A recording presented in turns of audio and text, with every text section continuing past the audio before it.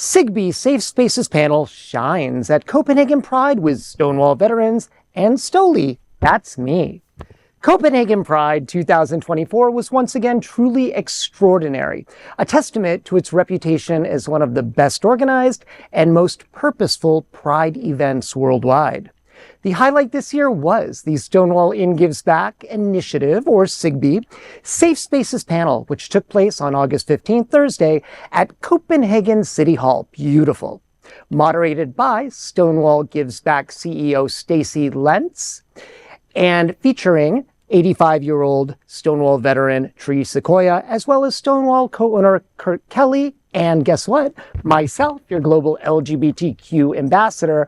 Our panel focused on the importance of creating and maintaining safe spaces for our community, and I was thrilled to be a part of it. Stoli Group returned for its second year as a presenting sponsor of Amazing Copenhagen Pride.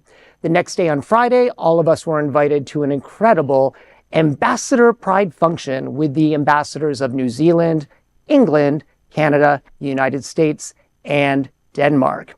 It was actually interesting that the Canadian ambassador in her remarks opined that she noticed at last year's ambassador event, which I was at with Stuart Milk of the Harvey Milk Foundation, that the Australian ambassador had at a residence their official mascot, which was a real live baby kangaroo. Oh, okay. Whereas when you walked into the Canadian ambassador's Pride party, you saw a person in a furry, and the Canadian ambassador let the crowd know, I'm really getting depressed that we haven't really decided on a name for our beaver.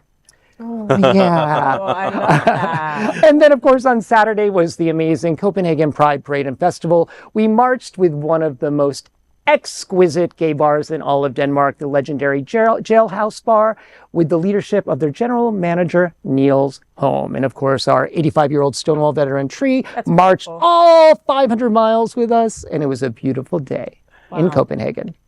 That sounds just remarkable. I was following your journey online. I love when you post when you're traveling. But when you think of Copenhagen, wasn't Denmark like the first country to actually acknowledge gay marriage? Yeah, and the marriage actually took place just a couple doors down from the room where we held our Safe Spaces panel. Isn't that remarkable? And that's one thing about the country and a lot of places in Europe that's so refreshing is that, first of all, everyone speaks 20 languages. So feel absolutely stupid as an American.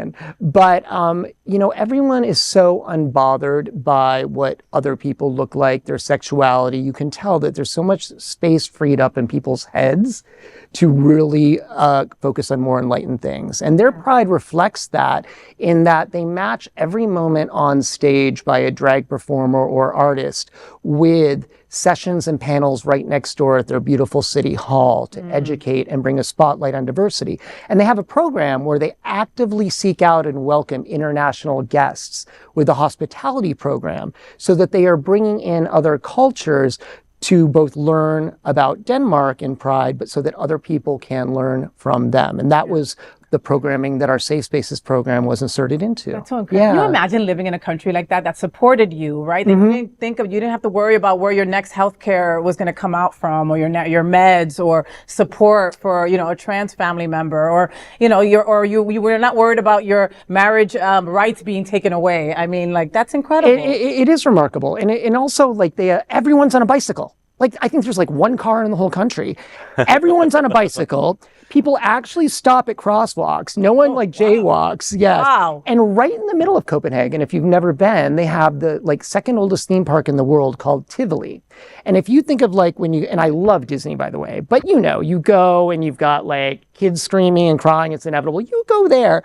Not a tear. Everyone is quiet like they're in a library, except for that one roller coaster where they scream. But it's so civilized, so much history. It's just a breath of fresh air. Yes. Go check it out. Please do. We're going next year, August. Come. Watch out.